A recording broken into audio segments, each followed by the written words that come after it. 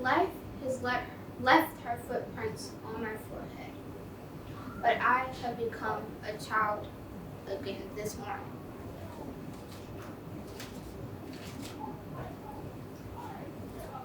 The smile through the leaves and the flowers is back to smooth away the wrinkles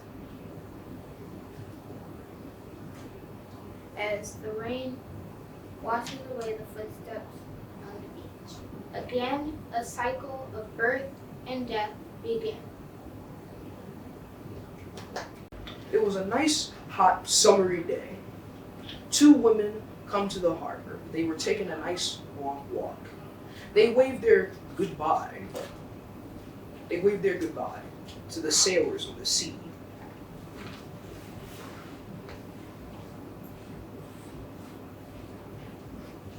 But then suddenly, there was confusion. They both were questioning why the boats were coming back. They would usually go away, turning into seagulls.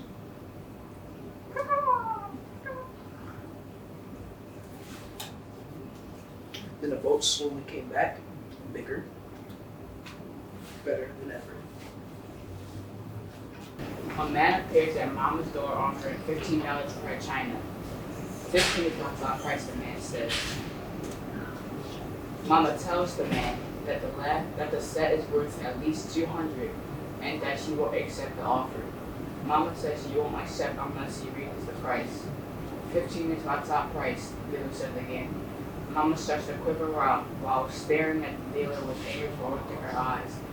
Mama has been packing all night and still doesn't understand why they have to move.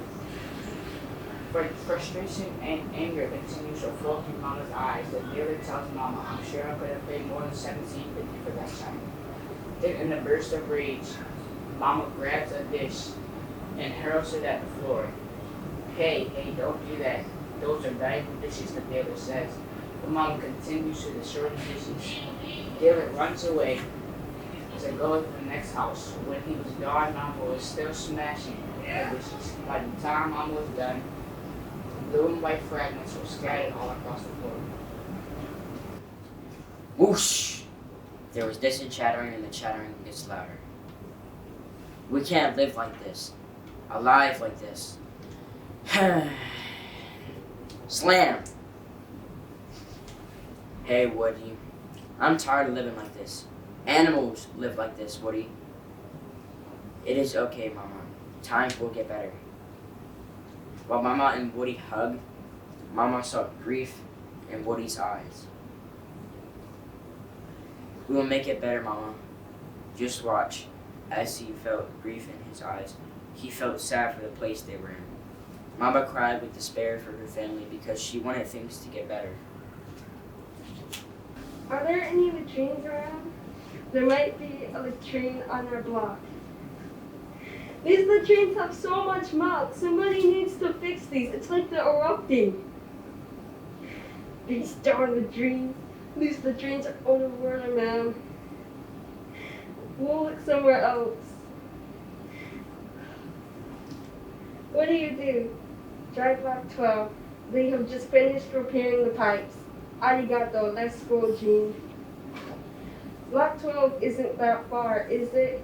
We're actually here, except there's a long line of people waiting to use the latrine.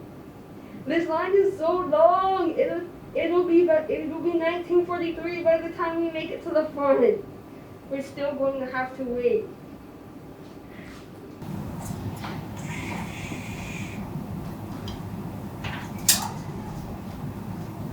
Papa had been gone 9 months.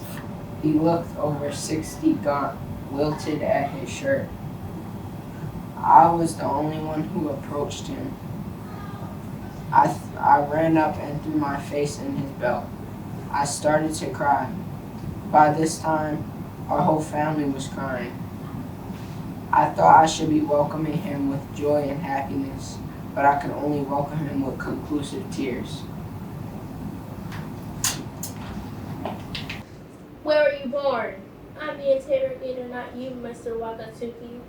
I just want to know when you were born. 1913. I have lived here 9 years longer than you, and by law, I have no rights here. Mr. Wakatsuki, that matter is out of my hands. Then whose hands are they in? Mr. Wakatsuki, focus. I don't want to be here any more than you. So answer the questions. Who do you want to win the war? Mr. Wakatsuki, answer the question. Who do you want to? When your mom and dad are fighting, do you want them to kill each other or just stop fighting? After coming home to his family, Papa was bitter. His dark presence was much noticed, and happiness was barely there when he was. Papa requested lots of rice and peaches for a special drunken soup that he created. It also included lots of alcohol. Papa would drink the soup until drunk, but the soup wasn't just boozy, it had a very obvious odor. Mama especially noticed, so she barely let in any visitors. Things got worse when Papa woke up in the morning from drinking. He would turn into a bottle swinging, aggressively yelling thief. Even when Mama tried to calm him down, she would get yelling and abuse in return. Yeah, Mama and Papa's daughter saw this. She knew Papa would never be the same. We see Jana looking out the window at people outside. The MP Jeeps strolling through the streets, going down and making sure people are in their homes. Then Jana heard some bells clicking and clanking. Jana couldn't get any sleep that night, sadly. And she stayed up really late. Papa told her numerous of times to go to bed, but she stayed up. Then she ever had stayed up that long before the street lights came on.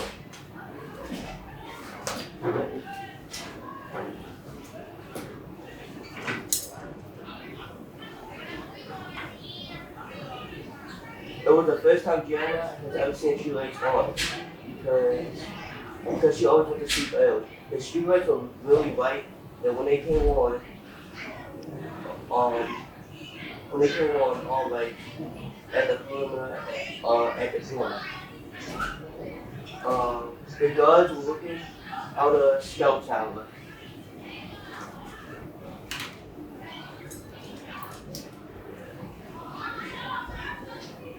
The guards looked out the scout tower, with the lights coming from the making shadows, and made sure no one was out one without permission.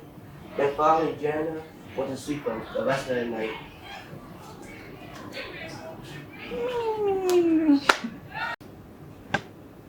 Hey, what's the matter with you guys?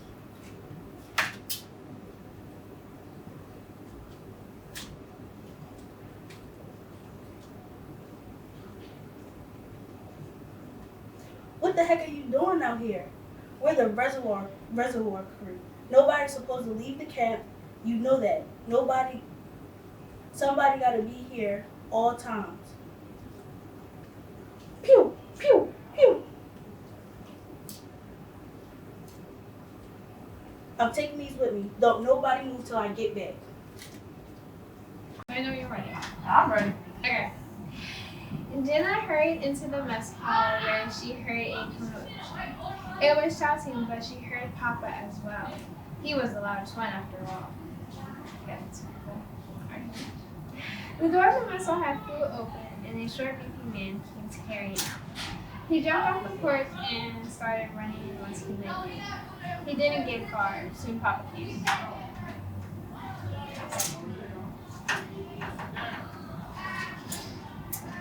Papa leaped below like a warrior. Yeah, he yelled. Letting go of his cane, he landed onto the man's back, making them both fall onto the dirt.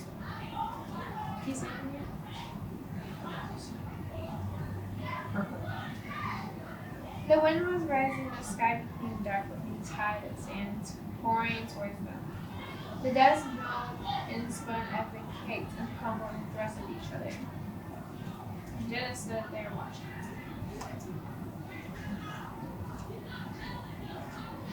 Jean is at church and sees a girl in a white gown being baptized. Jean thought to herself it wanted to be baptized too.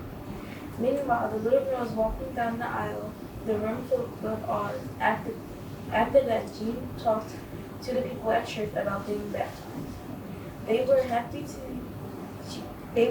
she wanted to be baptized and was okay with it, and ready as she was. Later on, Jean told her sisters about this, and they were rejoiced and couldn't wait to see her get baptized. When Jean got home, she told her family everyone was okay except for one person, Papa. Papa was upset with Jean's choice. Papa proceeds to say, "You're too young." Jean was too stunned to speak. She stood there and not even moving a muscle.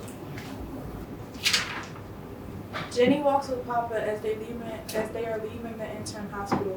While exiting out of the hospital, they begin to see a silhouette which comes to be Mama.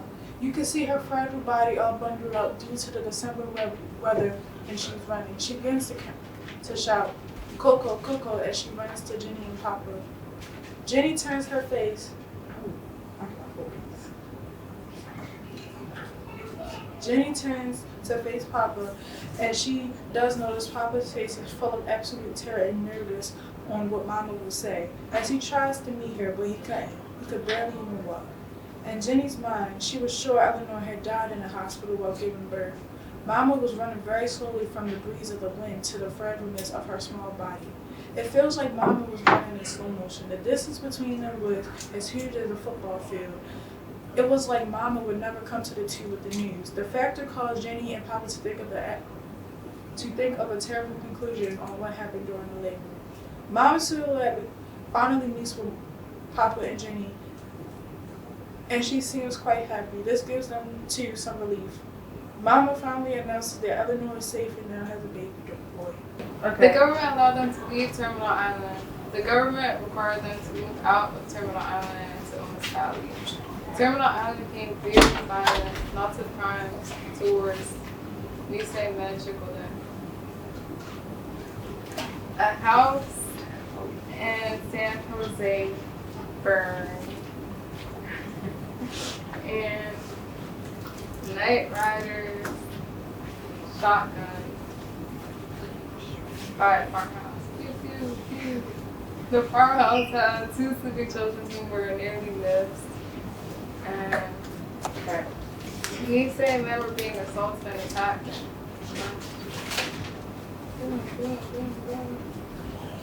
One of Jenny's sisters beat his house up. And her husband traveled to the east.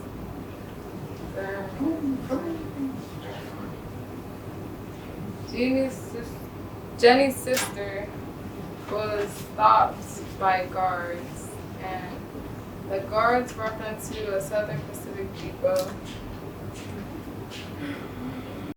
As the Americans come back from their internment camps, a bomb falls on Hiroshima.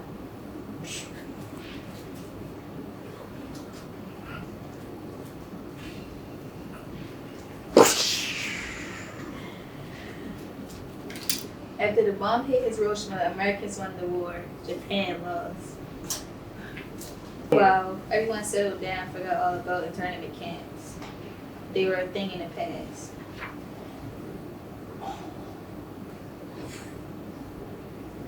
Now that Japanese are no longer enemies, Americans are out dancing in the streets.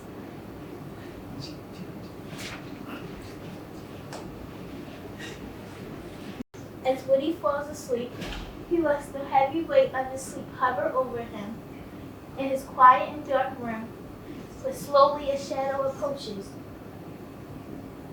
She is sitting next to him. Quietly, his eyes spring open. Woody is roused. Something or someone has seemed to join him. She is sitting next to him with the hands folded in her lap. It's Papa's favorite arm. Quietly, she says, "You look so much like Kusan. Around the mouth, just like him, and around the eyes, there at the Bukatski, look, you know, right there, at the corners where the line is creased bang. It was a bleak and awful sounding word, yet I had no idea at all what shape it might take if I ever confronted it. I saw a dark, amorphous cloud that would descend from above and enclose us forever.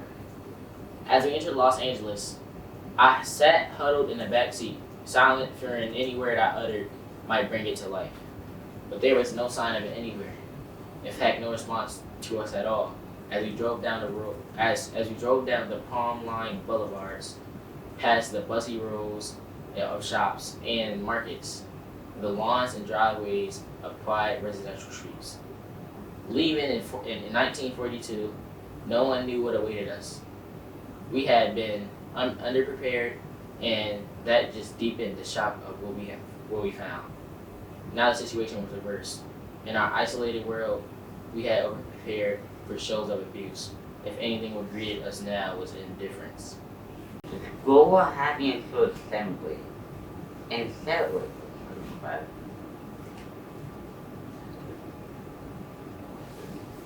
The school will have me into assembly. Once assembly, the principal will have it for getting out certificates to the students. Once Jenny got it, she took the principal's hand.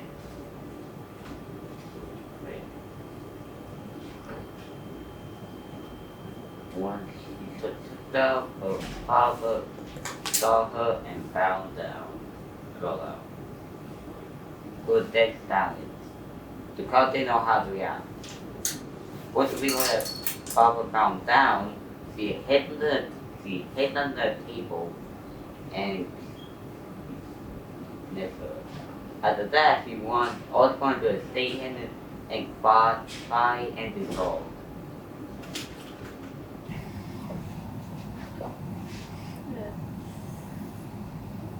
I never wanted to change the way I look or be someone other than myself. What I wanted was the kind of acceptance that seemed to come so easily to redeem. To this day, I have a recurring dream, which fills me each time with a terrible sense of loss and desolation.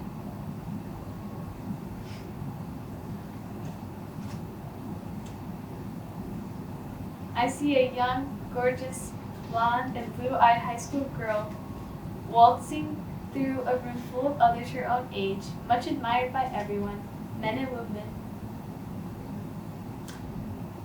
both, myself included, as I watch through a window. I don't hate this girl, I don't even envy her. Watching, I am simply empty, and in the dream, I want to cry, because she is something I can never be, some possibility lost in my life that can never be fulfilled.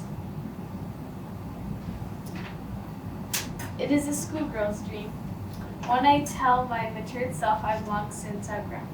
Yet it persists. Once or twice a year, she will be there, the boyfriend-surrounded majesty who passed me by. Surely her example encouraged me on to pursue what now seems ludicrous, but at the time was a climax of my post-Manzanar ambitions. As Jean's husband walks the children towards the car, their 11-year-old daughter strides with pride as she leads her younger siblings. Jean stays back to look at the cat one more time. Then she turns to her family to look at her 11-year-old daughter leading the way to the car. Jean sees herself in her daughter. As Jean reflects back to her old days at Manzanar, her imagination and mind is going on, as though galloping like a horse. After reflecting, Jean realizes her life began there at the camp. The camp was all she knew and had for many years of her life. Jean didn't want to believe that her life began at Manzanar. Jean wanted her life to be more than her time at Manzanar. Jean tried to block out this undermining thought, realizing this Realizing this experience has shaped her as a person, she only made her strong. She only made herself stronger, and it is no longer a burden that she has carried on her back for many years. She can now live with herself and be comfortable with her experience. In 1942, the flames of racial blaming were fueled and fanned by radio broadcasters and major newspapers. The President of the United States signed the executive order authorizing the forced confinement of an ethnic group.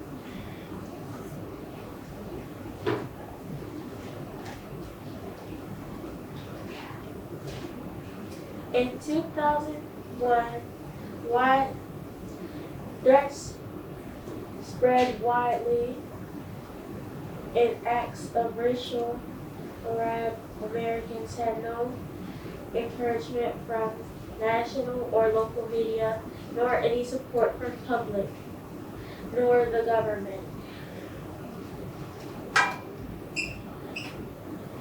The president expressed strong disapproval of such behavior, as did major report networks.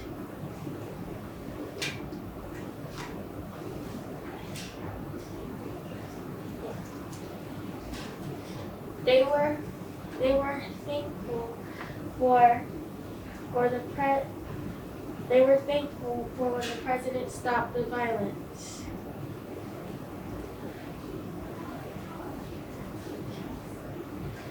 We will never forget the memory of the internment camps or what happened at Manzanar.